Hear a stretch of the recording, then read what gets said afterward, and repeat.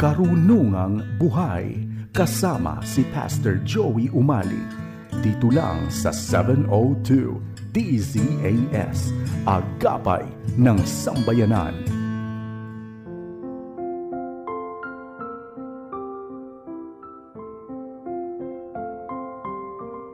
Pastor Joey Umali, samahan mo kami rito sa Karunungang Buhay.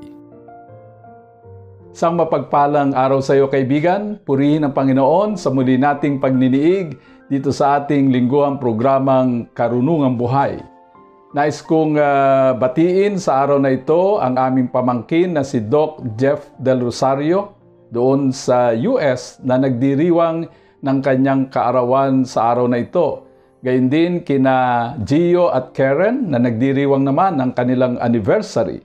At bukas, binabati namin ang aming panganay na anak na si Joel Umali na naroroon sa New Zealand sa kanyang birthday tomorrow. At kasama ko na rin binabati ang kanyang may bahay na si Elaine at ang aming mga apo na si Polo at Lian. Happy listening din sa ating mga masugid na taga-subaybay, sina Raquel Epag, Leonie Gutierrez, Lourdes Baltasar, Nora Cancela, Helen Cristobal, Neri at Jimmy Samonte, Vicky Tolentino, Cedric Ang, Nore Landerito Martin, kay Ramon Lim, Relly Herpacio Tubosa, Angie Victa, kay Apo Iling Montemayor at Apo Maring de la Cruz ng Sasmuan, Pampanga at kay Tess Calma. Pag-uusapan natin ang isang pangyayari na naging pasimula ng malawakan at buong tapang na paghahayag ng mga alagad ng Ebanghelyo sa iba't ibang panig ng mundo. Ito'y ang pagdating ng Espiritu Santo. Hindi ibig sabihin ay dito pa lamang magsisimula ang pagkilos ng Espiritu Santo. Doon pa lamang sa gawain ng paglikha sa sanlibutan o sa sansinukob ay kasama na ng Diyos Ama at ng Diyos Anak ang Diyos Espiritu Santo sapagkat siya'y isa sa tatlong persona. Diyos Ama, Diyos Anak at Diyos Espiritu Santo. Ang tatlong persona ay may magkakatulad na kapangyarihan at kaluwalhatian. Ganito ang nasusulat sa Genesis 1:2. Ang lupa ay walang hugis o anyo. Dilim ang bumabalot sa kalaliman at kumikilos ang Espiritu ng Diyos sa ibabaw ng tubig. Nang likhain ng tao, ganito ang wika sa Genesis 1:26. Sinabi ng Diyos, ngayon, likhain natin. Take note, likhain natin ang tao ayon sa ating wangis. Ayon sa mga Bible scholars, ang paglikha sa sansinukob ay gawain ng banal na Trinidad. Malalaman natin mula sa ating aralin na ang Espiritu Santo ay dumating noon sa mga tao sa isang bago at higit na makapangyarihang pamamaraan. Basahin natin ang magiging batayan ng ating pagbubulay-bulay, ang mga gawa 2:1-11. Babasahin ko ang magandang balita Biblia.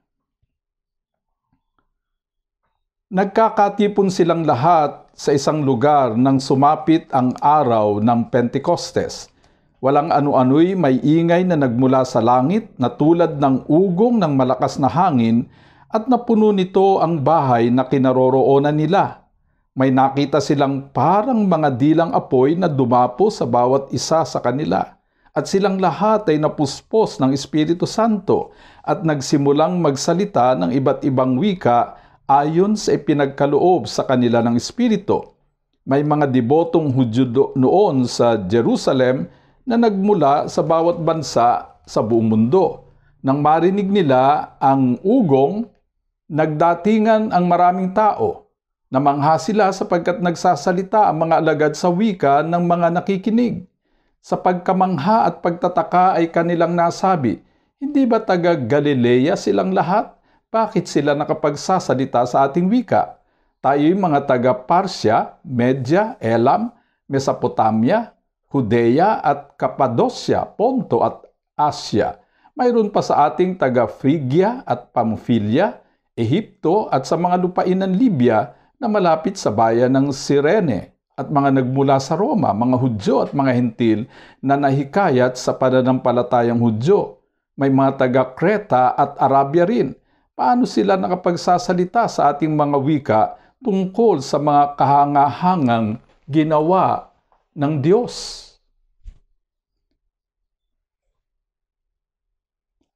Dumating ang Espiritu Santo sa mga alagad 50 araw pagkatapos ng muling pagkabuhay ni Jesus at 10 araw bago umakyat si Jesus sa langit. Naganap ito sa araw ng Pentecostes, isang pista ng mga Hudyo na ipinagdiriwang 50 araw pagkatapos ng pista ng Paskwa. So take note yung pagkakatulad, 50 araw pagkatapos ng muling pagkabuhay. Ito naman ay 50 araw pagkatapos ng pista ng Paskwa.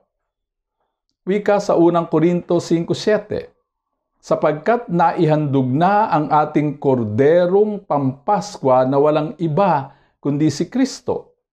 Kaya't nang dumating ang Espiritu Santo ng araw na iyon sa pista ng Pentecostes, ang isang dating pagdiriwang ng mga Hudyo ay naging pagdiriwang Kristiyano. Ang pagdating ng Espiritu Santo sa mga alagad ay nasaksihan ng mga Hudyo at mga nahikayat sa pananampalatayang Hudaismo mula sa iba't ibang panig ng mundo. Mababasa natin doon sa verses 9 to 11 ang mga lugar na pinanggalingan ng mga nakasaksi sa kamangha-manghang pangyayari. Ganito ang sabi, "Tayo'y mga taga-Parsya, Media, Elam, Mesopotamia, Judea at Cappadocia, Ponto at Asya. Mayroon pa sa ating taga Phrygia at Pamphylia, Ehipto at sa mga lupain ng Libya na malapit sa bayan ng Cyrene, at mga nagmula sa Roma, mga Hudyo at mga Hentil na nahikayat sa pananampalatayang Hudyo." So it was an international audience. Matapos mapuspos ng Espiritu Santo, buong tapang na nangaral si Pedro tungkol kay Jesus na siyang Panginoon at Mesyas na hinihintay ng lahat. Mula sa mga nakapakinig ng sermong ito ni Pedro, 3,000. Take note, 3,000 ang ora mismo'y tumanggap at nagpabautismo sa pangalan ni Jesus. Ang 3,000 iyon ang ginamit ng Diyos upang ipahayag ang Ebanghelyo sa mga bansang pinanggalingan nila. Sila ang nagsilbing mga modern-day video cameras na nag-capture ng kakaibang pangyayaring iyon upang masaksihan ng buong mundo. Doon nagsimula ang paglaganap ng Kristyanismo hanggang sa ito'y tanghaling pinakamalaking pananampalataya sa buong daigdig na ngayon ay may mahigit sa 2 bilyong tagasunod. Isa sa bawat 3 tao sa mundo ay Kristiyano. Napakalaking bilang. Ngunit ang nais ng Diyos, ang lahat ay maliligtas sa pamamagitan ng pananampalataya kay Jesus. Ibig sabihin, marami pang tao ang dapat marating ng mga Kristiyano bago dumating ang wakas ng panahon. Marami pang Kristiyano ang dapat lubusang mapuspos ng Espiritu Santo upang maging epektibo sa pagpapatotoo tungkol kay Jesus. Wika ni Jesus sa Mateo 24:14, "Ipapangaral sa buong sanlibutan ang magandang balitang ito tungkol sa kaharian ng Diyos upang magsilbing patotoo sa lahat ng mga bansa at saka darating ang wakas." Tingnan natin ang description ng ating aralin tungkol sa Espiritu Santo. Wika sa verses 2 and 3. Walang ano-ano'y may ingay na nagmula sa langit na tulad ng ugong ng malakas na hangin at napuno nito ang bahay na kinaroroonan nila. May nakita silang parang mga dilang apoy na dumapo sa bawat isa sa kanila. Walang anumang salita ng tao na magiging sapat upang ilarawan physically ang Espiritu Santo na isang katotohanang espiritual. Kailangang gumamit ng mga human senses upang kahit papaano'y makabuo ng description na maaabot ng ating kaisipan. Ang unang ginamit ay ang sense of hearing, ingay na nagmula sa langit na tulad ng ugong ng malakas na hangin.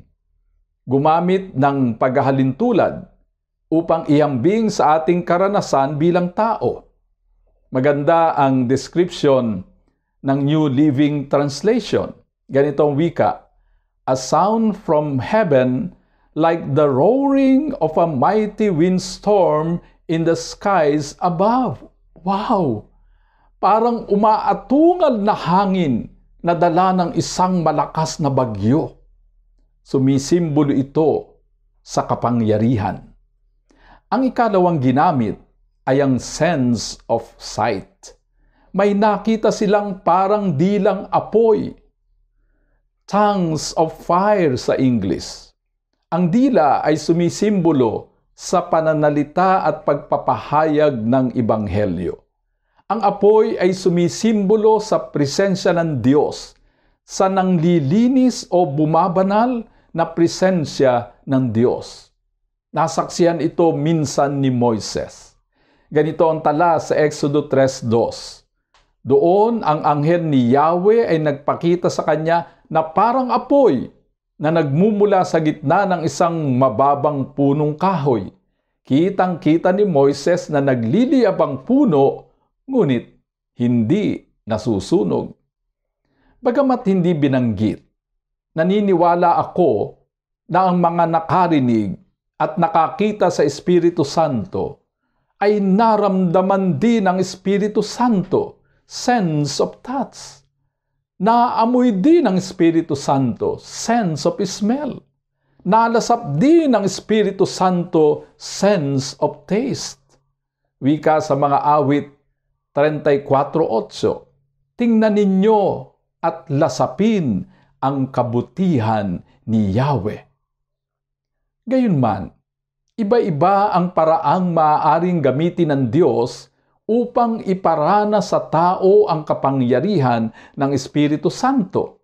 Hindi laging sa pamamagitan ng apoy. Naalala ko ang karanasan ni Elias. Hinanap ni Elias ang Diyos sa hangin, sa lindol at sa kidlat, ngunit hindi niya nakita ang Diyos. Hindi niya sukat akalain na makikita niya ang Diyos sa marahan at mahinay na tinig. Ganito ang tala sa Unang Hari 19:11-12. Ganito ang sagot sa kanya, "Lumabas ka at tumayo sa ibabaw ng bundok sa harapan ko." Pagkasabi nito'y dumaan si Yahweh at umihip ang napakalakas na hangin. Sumabog ang bundok at nagkadurog-durog ang mga bato sa lakas ng hangin, ngunit wala sa hangin si Yahweh.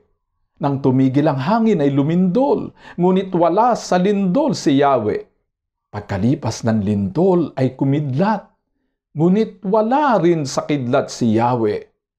Pagkalipas ng kidlat, narinig niya ang isang banayad na tinig.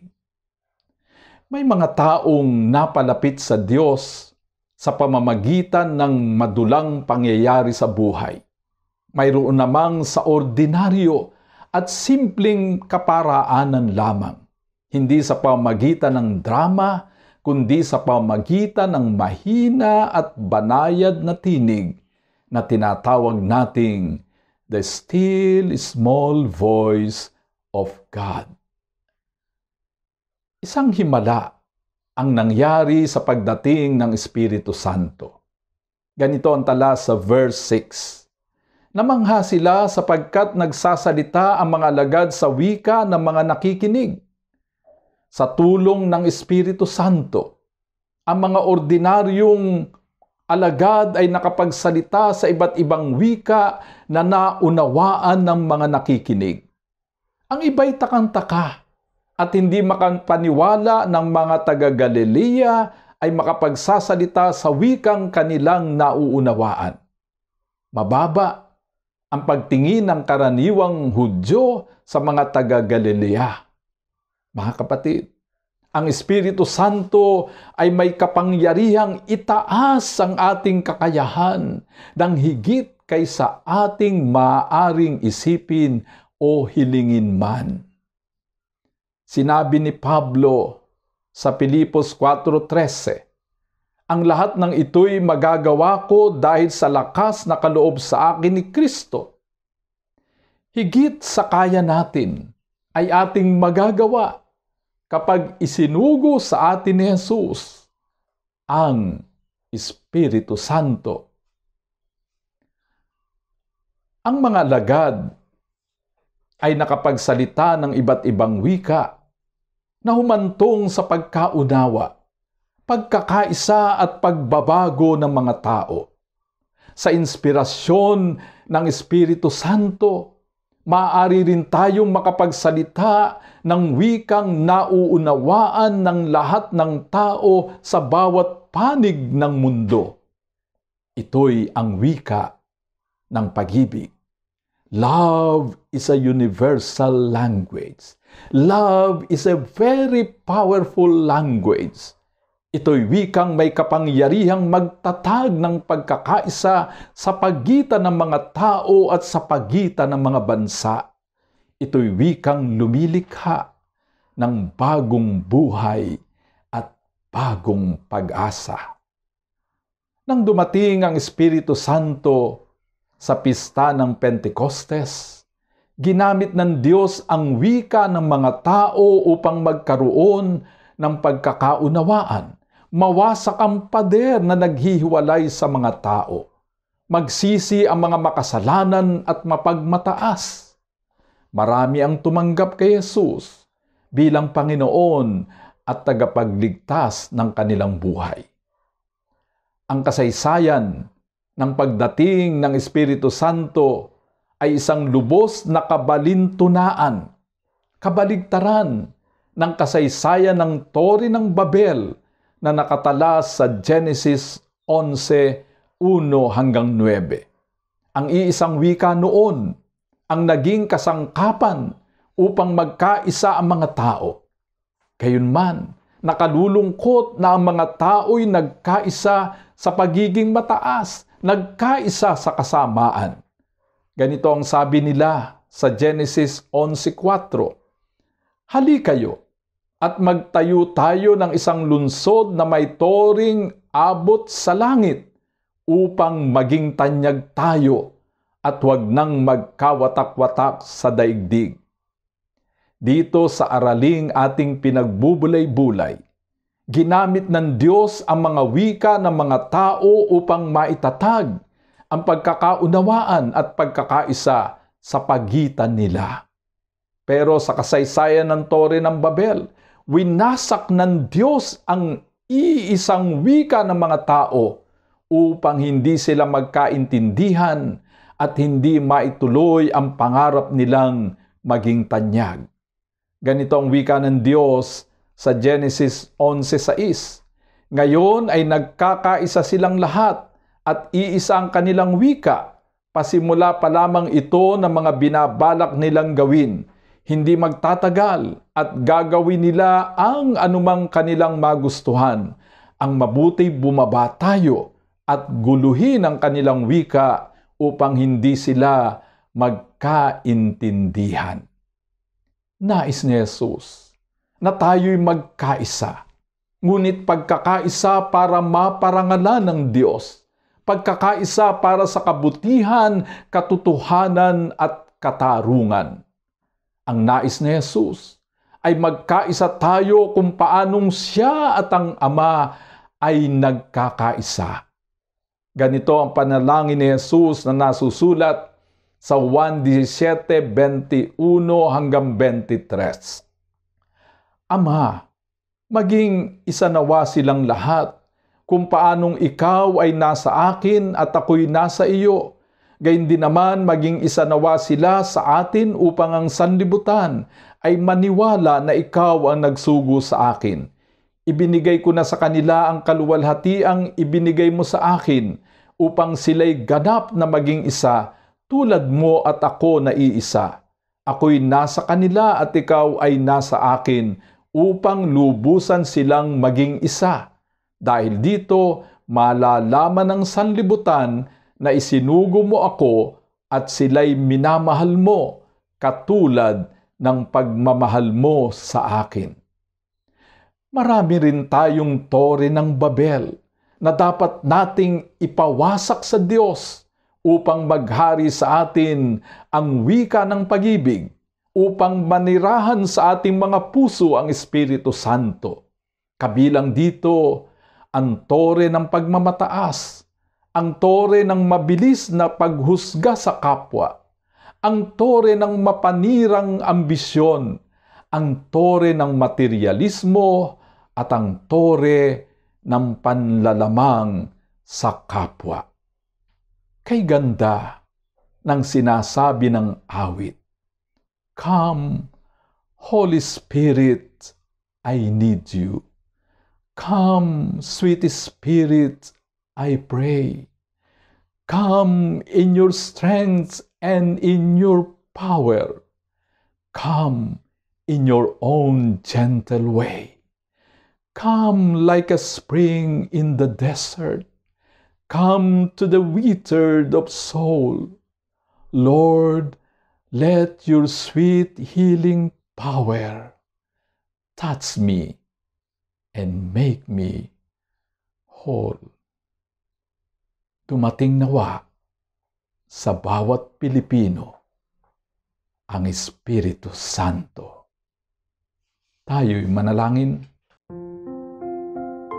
O banal naming Ama, isugong mo po sa amin ang kapangyarihan ng iyong banal na Espiritu sa aming mga Pilipino, mula sa aming mga lider hanggat sa bawat simpleng mamamayan. Puspusin mo kami ng banal na Espiritu upang maitatag sa amin ang tunay na pagkakaisa na magiging dahilan upang maghari sa aming bansa ang katwiran, ang katotohanan, ang katarungan. Sa pangalan ng Ama, ng Anak, at ng Banal na Espiritu.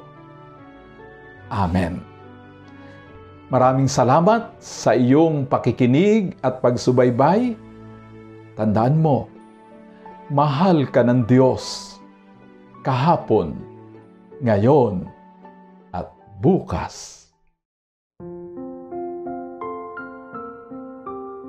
Pastor Joey Umali, nagpapasalamat sa iyong pakikinig dito sa Karunungang Buhay. Hanggang sa susunod na linggo, tandaan, ang salita ng Diyos ay karunungang buhay at tanglaw sa ating landas, isa-isip at isa-buhay para sa matagumpay na pamumuhay.